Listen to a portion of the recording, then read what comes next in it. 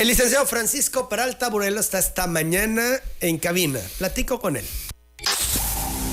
Gabo Libros, Arte y Café presenta La Entrevista con Emanuel Civilla. La Entrevista.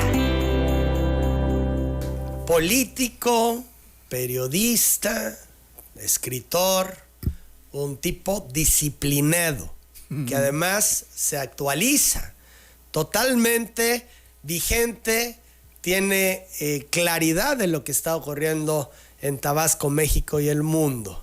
Una persona que pues usa redes sociales, que usa el WhatsApp, que está con los smartphones a todo lo que da, y me da muchísimo gusto recibirlo esta mañana en Telereportaje. Don Pancho, ¿cómo está? Pues Manuel, muchísimas gracias por invitarme.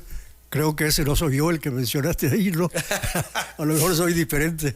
Me da muchísimo gusto. No, al contrario, verte. don Pancho, pues tenía un buen rato que no coincidíamos y sí nos manteníamos en comunicación a través de mensajes o a veces llamada, pero bueno, pues es un gusto recibirle en cabina porque viene a presentarnos este libro, aquí lo muestro, que se llama Política y Elecciones, el proceso político electoral mexicano 1917-2018. Cuénteme, ¿cómo surge la inquietud de escribir al respecto? Sí, bueno, cuando son las elecciones del 2018, es un fenómeno político electoral muy importante, ¿no? Y me llama la atención y digo, voy a escribir acerca de este proceso. Pero comienzo a pensar y me doy cuenta, bueno, que este es parte de un proceso político. Y más o menos lo considero a partir de 1988, cuando comienzan los cambios importantes en materia política electoral en el país, con un 2006 de por medio, ¿no? Entonces tengo ahí un panorama que es muy importante y que lo comienzo a considerar con los procesos que se dan en esos 30 años, ¿no? Que aparentemente son muchos, pero que realmente no son en realidad tantísimos, ¿no? Y eso me lleva después, claro, que quería citar también en un principio que este es como un libro colectivo, porque yo lo redacto y yo lo escribo, pero es parte de muchas enseñanzas que he tenido en la vida a través de conversaciones, de lecturas, de vivencias. Entonces, prácticamente yo lo suscribo el libro, pero no lo escribo yo, digamos, ¿no? Porque es parte de la cultura política. Es un compendio el que usted incluye en este libro, con todas estas vivencias, testimonios y experiencia a lo largo de su vida. Exactamente, es un combinado de todo eso. Por eso digo, no es un libro personal, es como un libro así en el que participa colectivo, plural, en el que participan muchos, ¿no? Y es una narración histórica, no soy historiador, yo tampoco. No me mencionaste como historiador, porque todavía no soy, no voy a ser nunca. Pero sí el análisis político, la recreación política, es lo que quise hacer ahí. Claro, son más de 400 páginas. 471 páginas. Wow, casi 500. Sí, ya cuando yo lo veo así gordote, pues, no, sí. Sí, está muy gordito. Aquí está. Y bueno, por supuesto, revisa a López Obrador. Sí, esa es parte, pues, digamos, la parte de arriba, digamos, ¿no? El 18. Pero tengo también una retrospectiva del 88 hacia el 1917, que es cuando parte este libro, ¿no? Pero eso es parte también del proceso político electoral mexicano. En general es una sola parte, porque prácticamente el proceso político electoral mexicano comienza en 1824, cuando la primera constitución, ¿no? Entonces, te quería platicar, bueno, te platiqué el otro día por teléfono, que tengo otro libro que ya concluí, y ese otro libro se refiere prácticamente al presidencialismo, que es parte de lo mismo. Sería como la continuación. Sería como un segundo tomo, digamos, ¿no? Sí. Porque tienen muchas cosas en común, pero el presidencialismo comprende prácticamente 200 años, porque es de 1824 a 2024. Cuénteme de este libro, Política y Elecciones, el proceso político electoral mexicano. ¿Qué podría usted distinguir que le llame la atención, que pudiera destacarnos de este trabajo que ha hecho y que diga, pues esta parte a mí me llamó en particular la atención? Sí, porque hay partes que sí llaman la atención. Digamos en la época del 17, con Venustiano Carranza, ¿no? Con la Constitución, y luego que vienen los procesos electorales de 1920 con Obregón, 24 con Calles, 28 otra vez con Obregón, todo lo que implica eso. Y en otra parte también que tenemos ahí considerado también el maximato, que se da el maximato precisamente en esa época, ¿no? Y luego viene Cárdenas, que no restablece el maximato, sino que restablece el presidencialismo. Él pudo haber sido jefe máximo también, y no quiso, ¿verdad? Lo repudió, pero sí rehabilitó al presidencialismo que lo había dejado de un lado. Se habla mucho del presidencialismo y el maximato, como si el presidencialismo fuese también un maximato, cuando el maximato es antipresidencialista, una cosa completamente diferente, ¿verdad? Y ahí se va, pues, y luego viene ya la época priista, pero toda esta época también es una época militarizada, viene la desmilitarización y viene la no reelección. Es realmente cuando comienza a practicarse ya la no reelección, porque antes de eso ya ves que, digamos, Díaz se reelige 7 veces, ¿no? Y que Juárez se reelige también 2 veces, y que Lerdo de Tejada también se reelige, Comonfort se reelige, o sea, todos se reeligen. Eso es una autorreelección, una autosucesión. Y ya cuando el PRI se desmilitariza, y ahí tampoco hay reelecciones. Sí, ya entra el sufragio efectivo, no reelección. A propósito de Porfirio Díaz, se habla mucho al respecto. Algunos lo ven como diablo y otro como un personaje que supo entender y que hizo mucho, mucho, mucho por México. ¿Cómo lo calificaría usted? Sí, fue un hombre de su época, ¿no? Claro que ahorita hay reivindicaciones, lo quieren reivindicar históricamente. Exacto. Y además de eso, si hacemos un análisis concreto, él fue un dictador constitucional, porque todo lo hizo dentro de la Constitución. Para reelegirse, él primero con los proyectos estos, los planes que tenía de Tuxtepec, por ejemplo, ¿no? Y de la Noria, él era antirreeleccionista consumado porque estuvo en contra de Juárez y de Lerdo de Tejada precisamente por sus reelecciones, ¿verdad? Y cuando llega él a la presidencia, lo primero que hace es suprimir la reelección. Luego llega Manuel González, a quien él pone, y restituye la reelección. Y luego ya cuando vuelve él ya a reelegirse, hace la reelección consecutiva e interminable, ¿no? Pero el crecimiento que tuvo el país con Díaz fue paz y progreso, muy significativo, sí. Paz y progreso, efectivamente, por cómo llega Díaz al poder, esta lucha tan grande que se tenía, el derramamiento de sangre que había, y bueno, cómo él va cambiando al país y lo inserta pues en la modernidad, porque trae la luz eléctrica, etcétera, todo lo que él avanzó, el tren, etcétera, ¿no? Entonces yo creo que, pues sí, los contrastes, ¿no? De que hablan el dictador que se mantuvo más de 30 años en el poder, y por el otro lado, lo que avanzó México gracias a eso. Sí. Si no hubiese estado, quién sabe cuál hubiese sido la suerte. Como él decía, digamos, a la gente no le interesa la democracia, le interesa comer, decía, ¿no? Entonces, él desatiende un poco la democracia. Inclusive llega a decir, México no está preparado para la democracia, ¿no? Y luego lo vemos efectivamente porque cuando él llega, la estabilidad, porque México había sido un país completamente ingobernable e inestable. Digamos, en la primera etapa del 84 al 57, hay más de 25 presidentes de la República. Guadalupe Victoria es el único que dura el periodo completo de la presidencia, los demás son efímeros completamente, ¿no? Hasta que llegan las presidencias de la República largas, primero con Juárez, que tarda 14 años, y luego con él, que tarda 30 años ahí, ¿no?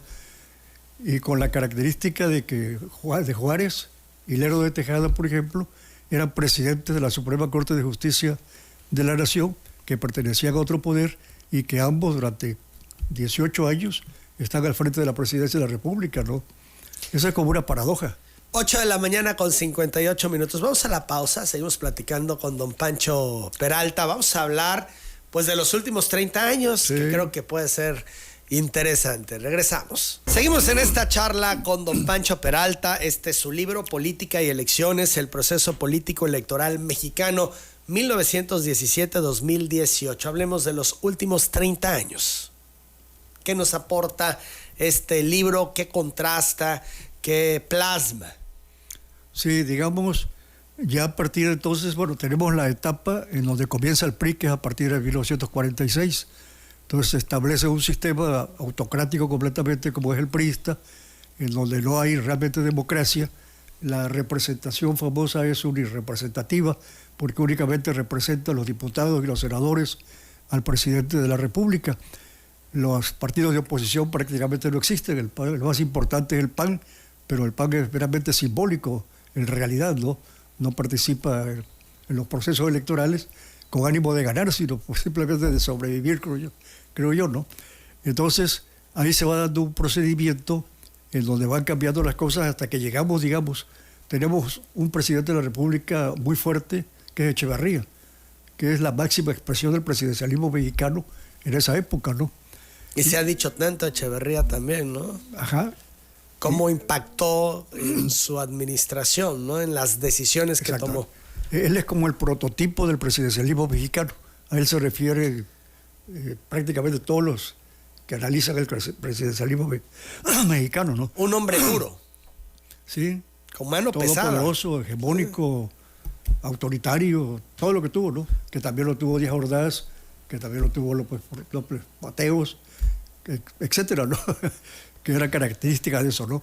Y entonces, el presidencialismo, podríamos decir que hubo varios momentos del presidencialismo. Exactamente. Porque cada uno le imprimía su sello, ¿no? Digamos, el presidencialismo de Díaz, el presidencialismo de Echeverría, diversos presidencialismos, ¿no? El de Juárez, etcétera, tiene sus características, a diferencia del de Estados Unidos, que prácticamente tiene las mismas características, ¿no? Hasta ahora que va a romper con todo eso Trump. Que ya rompió. Está rompiendo. Así es. Entonces el 88 es una fecha simbólica, porque a partir de entonces realmente se presentan cambios importantes en materia político-electoral, ¿no? Porque hay una ruptura interna en el PRI que provoca que haya un candidato opositor realmente al PRI, ¿verdad? Un priista en otro partido, en una coalición, enfrentando al PRI. Y eso significa también, pues, una elección de Estado que se da ahí, en donde gana Salinas a través de procedimientos. Yo tengo un análisis completo ahí de cómo llega a él, pues prácticamente se habla... ¿En este libro viene este análisis? Sí, ahí tengo del Maximato y de los... ¿Cómo llega Salinas? O sea, Salinas llega por un proceso de elección interna que hace Miguel de la Madrid, en donde hay una presucesión. Aquí en México, durante mucho tiempo, la presucesión era la sucesión. El que ganaba la interna, que era donde decidía el presidente de la República, era el candidato presidencial y ese era el que ganaba finalmente, ¿no? Entonces él gana en una presucesión que inventa aquel, en donde comienza a placear a los aspirantes, supuestamente como le había hecho Echeverría, con Rovirosa, ¿no? Cuando destapan a 6, para decir que no hay tapado, que el tapado está destapado. Entonces él sigue un procedimiento parecido a ese, en donde todo estaba hecho para que fuera Salinas, ¿no? Entonces se les cae el sistema cuando vienen las elecciones competidas, y entonces dicen que bueno, la caída del sistema significa el triunfo de Salinas, pero realmente el triunfo de Salinas lo viene a significar el colegio electoral en la Cámara de Diputados, porque no se revisan actas, no cuenta nada de eso, porque no tenían prácticamente nada de eso, ¿no? Sino simplemente el voto. Y ahí también se da el caso de la alianza que se establece entre el PRI y el PAN.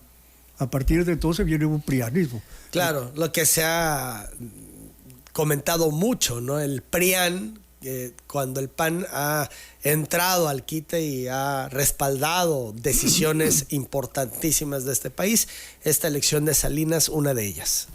Ahí inclusive todo eso le significa beneficios también al PAN, porque le dan senadurías. Se crean las senadurías plurinominales, ¿no? O que le van a significar para ellos, porque como no ganan, digamos, en todas las elecciones, el PAN queda en segundo lugar. Entonces estas senadurías son para los segundos lugares y comienzan a tener senadores, comienzan a tener gobernadores, tienen un procurador de la justicia de la República y hay una serie de convenios entre ellos que, entre otras cosas, produce la reforma del artículo 82 de la Constitución, que permite que hijos de padres no mexicanos puedan ser presidente de la República, ¿no?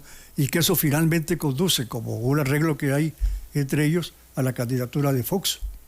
Claro, todo esto acordado, ¿no? Todo parte de un juego. Las 9 de la mañana, 6 minutos, vemos que el fantasma del presidencialismo se pudo haber apoderado de la administración durante el periodo de López Obrador, y lo digo porque cosas muy similares que pasaron durante esta etapa del presidencialismo lo vimos ahora. Él, en vez de decir al tapado y destapado, le llama corcholata y habla de corcholatas. Sí, sabes dónde viene la palabra corcholata, ¿verdad? A ver, cuéntenos. El ingeniero Rovirosa, cuando le toca, pues como él destapa, ¿no? Entonces él está platicando un día en Palacio Nacional, que es el grito de independencia, y que viene Raúl Castro en representación de Cuba, y está platicando con él y pasa López Portillo, y le dice Rovirosa, mi corcholata favorita, para presentárselo a Raúl Castro. Eso lo escuchó, por supuesto, Andrés Manuel, y lo usó después, mis corcholatas favoritas. Eso viene de ahí. En el mismo esquema, licenciado, que lo hizo Echeverría y que lo hicieron otros, de placear a sus corcholatas y después pues elegir, ¿no? Aunque bueno, hablan que fue todo democrático, pero bueno, ahí es otro tema. Los esconden, los protegen. Sí. ¿Verdad? Claro. Y bueno, pues este fantasma del presidencialismo es muy tentador, ¿no? Sí. Dejar al sucesor, placear a sus candidatos, a los aspirantes, decir tú y van, aunque algunos se cuelen. Antes no había sucesor, porque se autosucedían. Ya te platiqué ahorita de Díaz, de Juárez, de Comonfort, de Lerdo, etcétera, ¿no? Y digamos, cuando Carranza no se quiere autorreelegir, sino poner a otro, a un sucesor, a Ignacio Bonillas, pues resulta ser que lo matan, se le rebelan y finalmente él termina muerto por querer poner a un sucesor. No lo podían poner. Prácticamente quienes han puesto sucesor hasta entonces, Porfirio Díaz, que pone a Manuel González, pero lo pone como trampolín para que le prepare todo para más adelante, y Obregón, cuando pone también a Calles, para que le prepare también su reelección. Pero de ahí fuera ellos se autorreeligen, no reeligen a nadie. Claro. Eso viene después, ¿verdad? Donde ya lanzan todo desde Palacio Nacional para generarle condiciones a quien quieren que le suceda, ¿no? Exactamente, es una práctica prácticamente priista. Eso comienza con el PRI. Que lo han dicho mucho de López Obrador. Sí. Que aquello del PRI, lo que se arraigó tanto y que se ha criticado tanto, al final lo ejecutó López Obrador. Sí. Y hay quienes han señalado es que se convirtió en todo lo que criticó. Sí. Pero que su ascendencia priista pues está en su ADN, y que por ello mucho de lo que hizo y a cómo lo hizo pues viene de ese ADN priista que siempre tuvo. Sí, de esa cultura política, ¿verdad? Ahí se formó. Parte de la cultura política. Ahí está formado y es el presidencialismo mexicano, así es. El presidente de la República ya no se puede reelegir, pero sí puede nombrar sucesor. Y comienza a nombrar sucesor desde que surge el PRI. Bueno, Cárdenas. Él fue destapando a todos, salvo un par ahí que se le colaron y que bueno, no les quedó de otra que abrirles la puerta, pero los mantuvo siempre a raya, sin ninguna posibilidad. Podría referirme a Monreal, por ejemplo, que no habían condiciones para él, al mismo Noroñas, que se le cuela y que bueno, le da juego, pero no le da margen. Y a los que él destapa a Dan Augusto, por ejemplo, a Claudia, a Marcelo lo menciona, y empieza este jueguito de mis hermanos y las corcholatas, y hasta pues el desenlace, ¿no? De generarles condiciones a la doctora pues para que fuera ella la que llegase. Él maneja su sucesión como la manejaron todos aquellos otros. Y la manejó impecable, ¿eh? Sí. Porque aunque muchos advertían que pudo haber sido un choque de trenes, que se le iba a salir de control, que se le iba a descomponer, pues no ocurrió nada de eso. Todo fue terso, todos se alinearon, como ocurría en los tiempos del presidencialismo, que todos se alineaban, y pues el ungido llega y todos ahí en torno a, ¿no? Sí, es un derecho, digamos, que adquiere el presidente de la República en México, ¿no? Y que lo tiene, que es el de poner sucesor. Zedillo aparentemente no pone sucesor, ¿verdad? pero tal vez sí lo haya puesto y haya sido precisamente Fox. Fox, claro, se habla al respecto. Humberto Mayance en su libro narra toda esta parte, como el acuerdo de Zedillo con el PAN para la entrada de Fox y demás, ¿no? Y cómo sale una vez que gana Fox, inmediatamente antes de que pudiera salir alguien a decir que no reconocían el presidente de México, reconociendo el triunfo de Vicente Fox.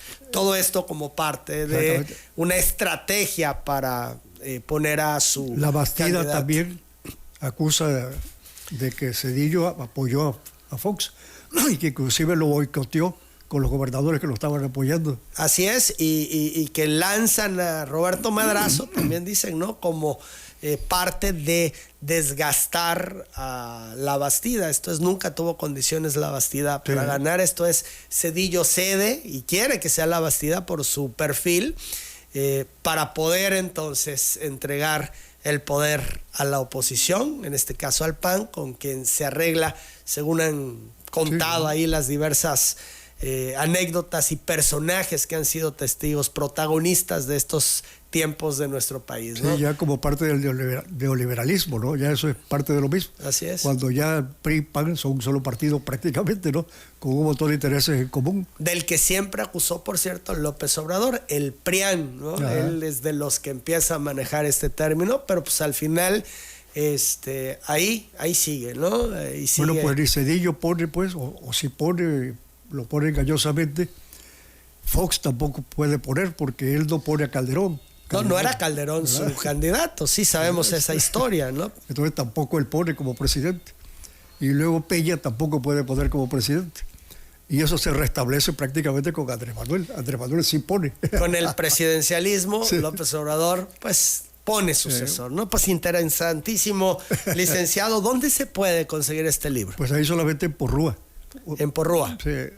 Bien.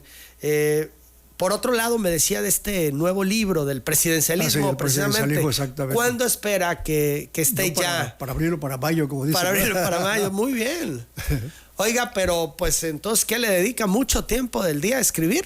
Investigar, Pues ahí me revisar. dediqué 5 o 6 horas al día, ¿Por cuánto tiempo? por 2 años y medio aproximadamente, metido a eso. En 2 años y medio, 5 o 6 horas dedicado a este libro. A escribir, a leer, a reflexionar, Claro. a pensar, a acostarme, a dormir pensando en eso y levantándome al día siguiente pensando en eso también, ¿no? Oiga, yo decía al principio de esta charla que usted, don Pancho, es un personaje con mucha disciplina, muy estructurado, con mucha disciplina. Tiene 86 años. Ya lo voy a cumplir el día 13. Sí, casi 86 años y con muchos proyectos de vida, porque bueno, está esperando su próximo libro ya que salga a la luz, pero metido en proyectos. ¿Qué más quiere hacer don Pancho Voy a hacer Peralta? voy a seguir escribiendo, ya definitivamente lo que puedo hacer. Nada más, ¿no? Hacer ensayos, crónica que me gusta mucho, seguir publicando. En cuestiones políticas se va a meter, porque bueno, durante mucho tiempo fue práctica cotidiana y hacía incluso comentarios políticos y con ironía. Usted de pronto el humor, ¿no? Lo plasmaba en sus columnas y demás.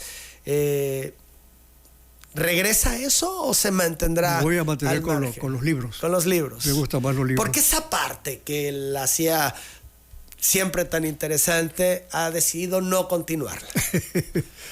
Como que me hartó la política, ¿Sí? ¿no? La política actual, como que no le veo cosas que me estimulen. Le harta que la forma en que hacen política hoy, Exactamente, como se ha venido haciendo mucho tiempo. desde No, hace no ya me algún gusta, tiempo. sí. Siempre prácticamente. Sí. Pero a veces, bueno, uno está con otras intenciones, bueno, vamos a cambiar, van a cambiar las cosas, pero llega el momento en que uno dice, pues esto no va a cambiar nunca. ¿Y eso cree? ¿Que esto no va a cambiar nunca? Pues es difícil el cambio, ¿no? Sobre todo por la cultura. Como que Estados Unidos, por decir, ¿no? Para comparar, en Estados Unidos las cosas ocurren por cultura. Aquí quieren que ocurran porque se escribe, que la Constitución dice esto, que aquello, que lo demás, como si lo escrito fuera determinante, ¿no? Entonces, es más bien un fenómeno de carácter cultural, meramente. Todo el sistema político que tiene Estados Unidos es cultural. Y aquí el de nosotros es como copiado, aunque mal copiado, del Estados Unidos, ¿no? Y entonces no nos funciona. No nos funciona la democracia, no nos funciona el federalismo, no nos han funcionado un montón de cosas que forman parte del sistema político. A estas alturas de su vida, don Pancho, ¿decepcionado entonces? No. Simplemente como observador. Observador, pero bueno, se hartó y dijo, pues ya no me voy a meter en estos temas, más bien a escribir, pero a escribir de historia, contrastar, Exactamente. Meterse de lleno a eso. Meterme de lleno a eso, exactamente, que tiene una gran riqueza, ¿no? Que le permite a uno conocer realmente cómo es el sistema, cómo ha funcionado en muchos años, no solamente actualmente, ¿no? ¿Se va a meter a contrastar los tiempos recientes? Porque, bueno, lo ha hecho. Exactamente, que hay un corte natural, Ajá. que es hasta el 18, ¿no? Sí. Pero eso no significa que el 24 lo vayamos a escribir más adelante, ¿no? Sí, tendría el interés. Sí. Sí, todo este proceso que estamos viviendo ahora, como que no es tiempo de comenzarlo a escribir, como que es tiempo de esperar un poquito y comenzar a analizarlo a ver qué realmente pasó. López Obrador prometió salir en un par de años más con un libro, que de hecho eso está haciendo en estos momentos en su rancho de Palenque. Está escribiendo y, bueno, dice que está totalmente al margen, que él no tiene injerencia en esta administración. Eso es lo que él dice. Entonces estará interesante conocer ese libro de López Obrador cuando regrese a la luz pública, ¿no? Exactamente, ver qué es lo que escribe, qué es lo que piensa, qué es lo que dice y sobre todo también darle seguimiento a su comportamiento, es decir, ver cómo se comporta desde el día que entregó el poder hasta más adelante, ¿no? ¿En cuánto tiempo se puede yo evaluar? Creo que 2 años, creo yo, ¿no? Evaluar al que salió. Sí, yo creo que vamos a darle 2 años para evaluarlo, porque ahorita hay tantas cosas, además desgraciadamente la prensa nos ha desorientado a todos, en vez de informarnos nos malinforma. Todo no nos puede servir como referente lo que vemos en la prensa, tenemos que ir observando el día a día a ver cómo va para poder escribir. Don Pancho Peralta, siempre es un gusto recibirle en cabina, platicar con usted. Pues hay toda una experiencia detrás, una vida, una trayectoria rica en cuanto a conocimiento. Y yo quiero agradecerle su presencia esta mañana. Oh, pues te agradezco muchísimo a ti, Manuel.